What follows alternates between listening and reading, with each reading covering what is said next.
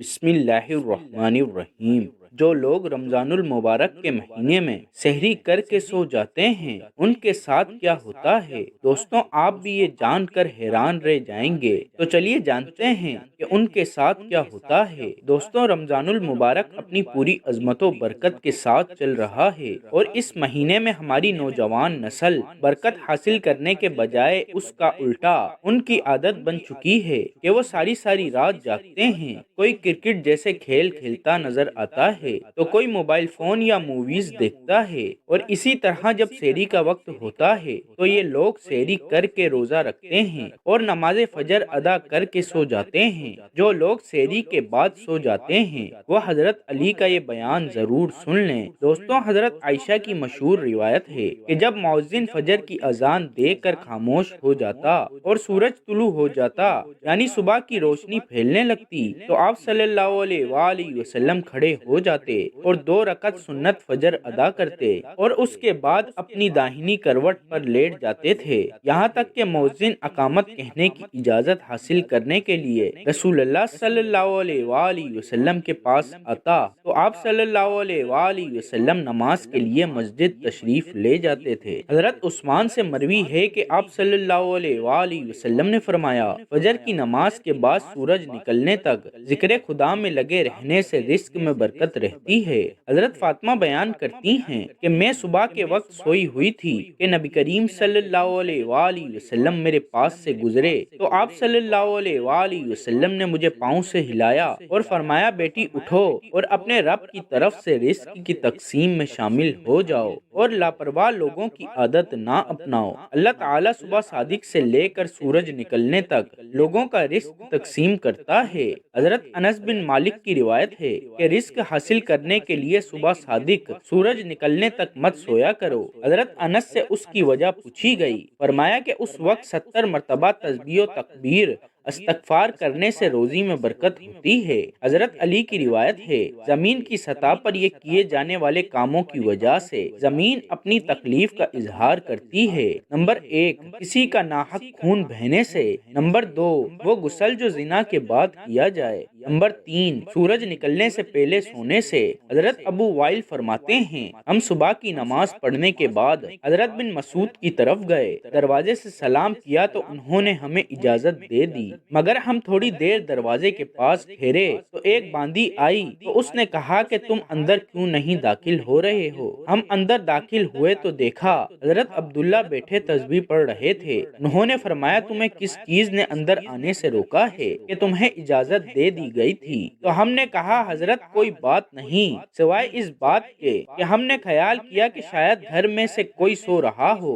اس پر حضرت عبداللہ نے فرمایا، تم نے ابن امامہ عابد کے گھر والوں کے بارے میں غفلت کا گمان کیا۔ پھر حضرت عبداللہ نے تسبیح پڑھنا شروع کر دی، یہاں تک کہ خیال ہوا کہ سورج نکل گیا ہے، تو باندی سے فرمایا، دیکھو کیا سورج نکل آیا ہے۔ بہت سے روایات میں ہے کہ اللہ تعالیٰ صبح صادق سے لے کر سورج نکلنے تک مخلوق کے لیے رزق تقسیم کرتا ہے، یعنی وہ لوگ جو اس پورے وقت میں غافل رہتے ہیں، سوئے رہتے ہیں، وہ رزق کی برکت سے محروم ہو جاتے ہیں۔ اس حدیث سے معلوم ہوا کہ صبح صادق سے لے کر سورج نکلنے تک رزق کی تقسیم ہوتی ہے، اور اس وقت سونا لاپرواہ لوگوں کا رویہ ہے۔ نبی کریم صلی اللہ علیہ وآلہ وسلم اور صحابہ کرام کا طریقہ کار یہ تھا کہ جب وہ فجر کی نماز پڑھ لیتے تھے تو سورج نکلنے تک اپنی جگہ پر ہی بیٹھے رہتے تھے اور ذکر و اذکار میں لگے رہتے تھے۔ اس وقت ذکر الہی میں مصروف رہنے سے رزق میں برکت ہوتی ہے، اور ہمارے معاشرے میں راتوں کو جاگنا تو ایسے ٹرینڈ ہی بن گیا ہے۔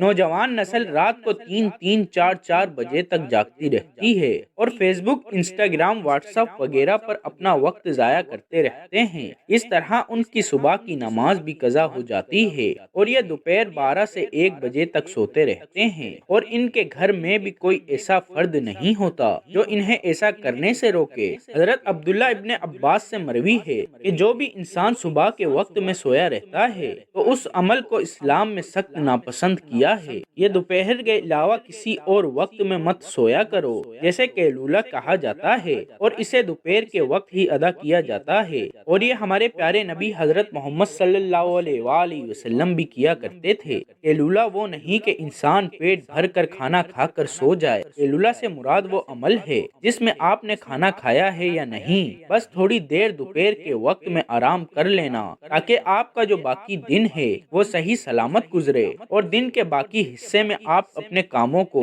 اچھی طرح سے کر سکیں۔ حضرت علی بیان کرتے ہیں کہ میں نے اللہ کے نبی صلی اللہ علیہ وآلہ وسلم سے سنا تھا کہ کھانا کھا کر فوراً نہ سویا کریں، کیونکہ ایسا کرنے سے انسان کے دل میں سختی آ جاتی ہے، اور آج کی تاریخ میں تو یہ بات اس حد تک گہرائی میں آ پہنچی ہے کہ یہاں کے ڈاکٹرز کا بھی یہی کہنا ہے کہ اگر انسان کھانا کھا کر فوراً سو جاتا ہے تو وہ دل کے عارضے میں مبتلا ہو جاتا ہے، اور یہی بات آج سے 1400 سال پہلے ہمارے پیارے نبی حضرت محمد صلی اللہ علیہ وآلہ وسلم نے ارشاد فرمائی تھی۔ حضرت علی نے فرمایا تھا، جب حضرت علی کی خدمت میں ایک شخص حاضر ہوا اور عرض کیا کہ یا علی، صبح سویرے جو شخص سویا رہتا ہے اس کی قسمت میں کیا کچھ لکھا جاتا ہے؟ تو حضرت علی نے جواب دیا، اے اللہ کے بندے، میں نے اللہ کے نبی صلی اللہ علیہ وآلہ وسلم سے سنا ہے کہ جو بھی شخص صبح کے وقت سویا رہتا ہے اور اس کی فجر کی نماز بھی قضا ہو جاتی ہے یا پھر وہ فجر کی نماز ادا کر کے سو جاتا ہے، تو جب فرشتے آسمان سے ان کے مقدر کا رزق لے کر زمین کی طرف آتے ہیں اور انسانوں میں رزق بانٹنے لگ جاتے ہیں،